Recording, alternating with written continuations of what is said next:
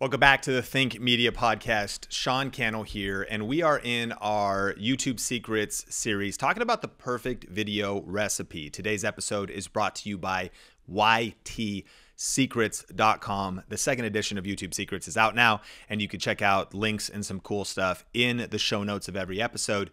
But we're talking about the perfect video recipe after posting thousands of videos, helping tens of thousands of people grow their YouTube channels, get silver play buttons, accomplish their goals, grow their businesses, get more leads and customers. So many different goals that people have when it comes to YouTube. But it comes down to a recipe, though, of how do you get reach? How do you get discovered? How do you get recommended in the YouTube algorithm? And after interviewing experts and studying the best of the best, we've distilled it down into 4 ingredients. It's the big idea, it's the hook, it's the content, and it's the transition. And you can check out the archives of the Think Media podcast to check out part 1 and 2. But in 3 here, we're talking about content.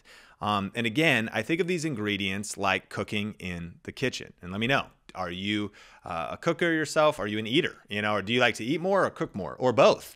And when you first start cooking, if you don't have those skills, sometimes you make mistakes. You overcook the chicken, the oven, you left it in too long, you added too much salt, and that can be a lot of our experiences when it comes to YouTube as well. Your first video is your worst video. The audio was messed up, your voice was kind of high because you were sort of nervous.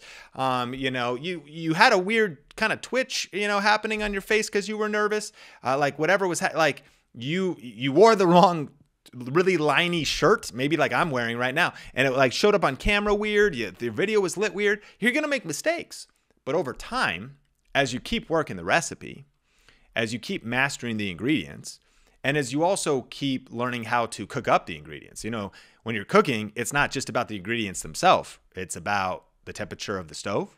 It's about how long do you leave it in. It's about the order. It's about the cadence. And YouTube's similar. Creating content is no easy thing. And so that's why we've designed this recipe.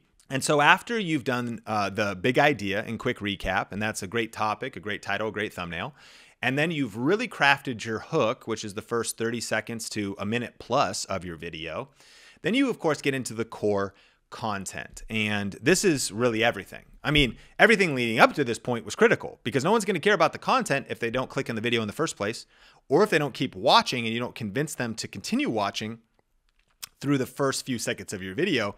But now you're into the main substance. This is the meat and the potatoes, right? And so here's your goal. You can use these 4 tips to double the views on your next YouTube video. Number 1, quickly deliver on the promise you made on the title. Okay. And so now that you're into the content, a mistake you could make is taking too much time to go off on rabbit trails, to get distracted. The more quickly you deliver on the promise you make on your YouTube title, the better. And this is actually a way to summarize success on YouTube. Make a promise in the title and deliver it in the video. Success on YouTube isn't because you have the best camera or the best lighting.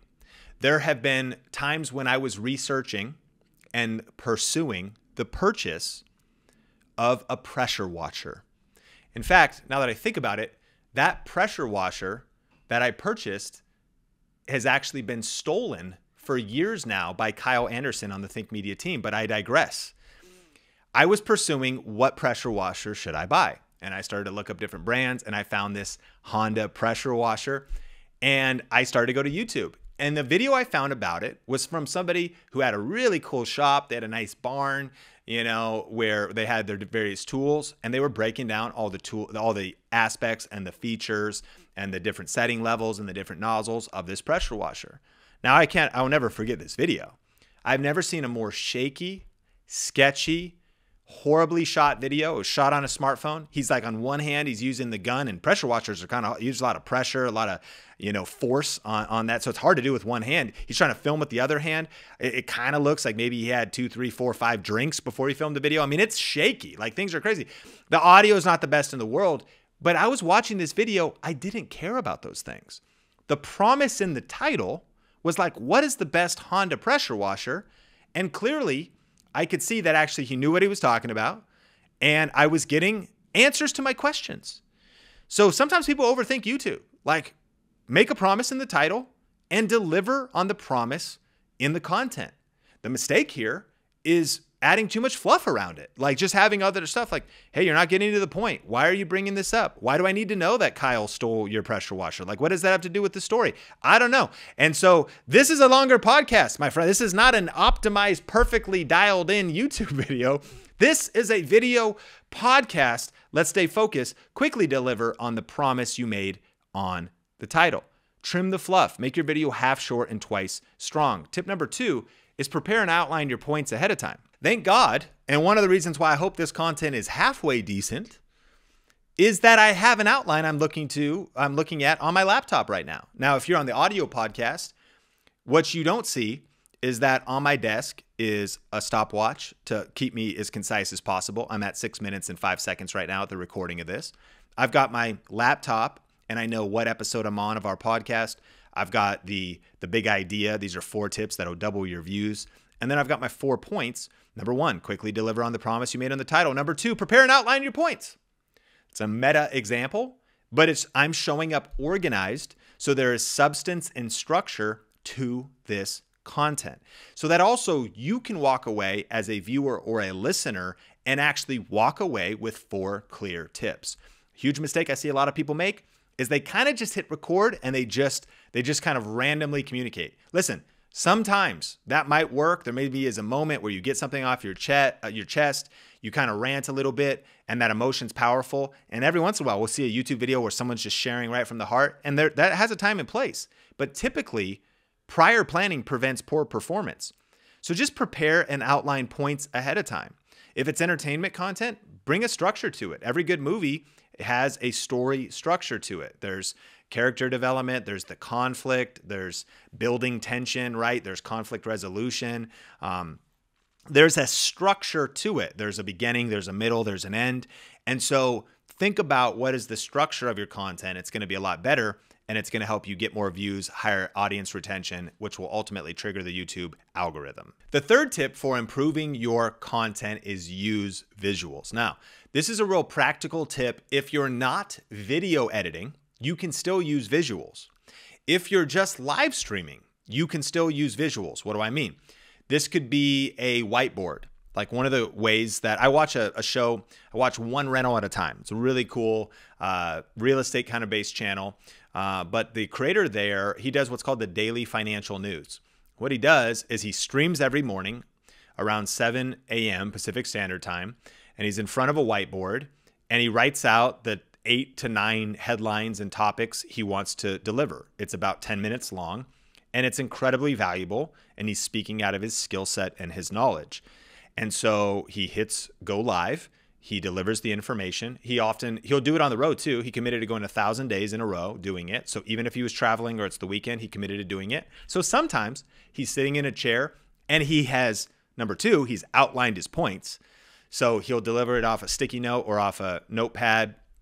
And so there's a structure to all of the financial news that he wants to deliver. But when he's in his studio, he has his whiteboard, and it gives him structure, right? It also gives the audience something to look at, what's coming up. So that's one way to do it. Another way to do it is note cards. And what do I mean? If you have 4 or 5 points in your video, you can write the points on note cards and hold them up one at a time. And that's also it's something visual happening. So you're not just talking on camera with nothing else happening. This is why in films or in drama or in theater, they use props. Is there any props that you could include in your video? Visuals. So again, even if you don't do any fancy editing, you can pre-plan visuals that will make your video more interesting. Now, another way to do visuals would be kind of like having a slide deck. I live stream with a software called StreamYard. You, of course, could do this with Zoom or any other live streaming software. And I'm able to share slides, which is kind of like a web presentation, a webinar, which is a web seminar, right? And I have a slide deck that I make in PowerPoint, or you could just use Google Slides or Apple's presenter software, whatever it's called, and you can use different visuals. Again, it makes it more interesting for the viewer. Now, this doesn't just mean you do this for live streaming, although what's nice about it is you're not editing video and live streaming. So it's a way to bring in more visuals when you are. But even if you were to record with visuals, sometimes people put a TV behind them and they click through slides like a presentation. And then you take that 18-minute or 32-minute presentation, edit that down, chop your ums out, chop out the weak parts or the parts where you messed up. And nevertheless, the visuals powered up the content. What's our goal here? With the big idea and with the hook, with the big idea, we're trying to get people to click on the video. With the hook, we're trying to keep them watching for the first 30 seconds. Now with the content, we're trying to keep them watching till the end. So we want to be quickly delivering on the promise. We want a strong outline and a structure to the video so it stays interesting and organized. And then if we have visuals, there's even more reasons to keep the viewer engaged, which brings us to number 4, and that is video editing. Video editing is one of the absolute best ways. I believe it is an essential way that typically when you study most viral videos, when you study most of the content that's winning on YouTube today, it has video editing. There's just nobody can be as good extemporaneously or just straight through communicating than they can be compared to when they're edited. When you edit the video, you can cut out breaks and ums and mistakes. You can trim down the fluff. You can cut out whole sections. But more importantly, you can also add graphics or extra video clips. You can intersperse, not just a little bit of you talking, but maybe a clip and an example. You can edit together vlog style education videos, meaning you could talk a little bit in your living room and then you're in your kitchen and then you're outside and then you're in the car. It's more interesting when you include video editing. And so embracing video editing, learning it can be a challenge. As a listener and watcher of this podcast, you either got to learn it yourself, spend some time doing it, hire somebody, delegate it. But if you really want to power up your content, you really want to invest in video editing. It's a key. It's going to be a key to holding the viewer attention.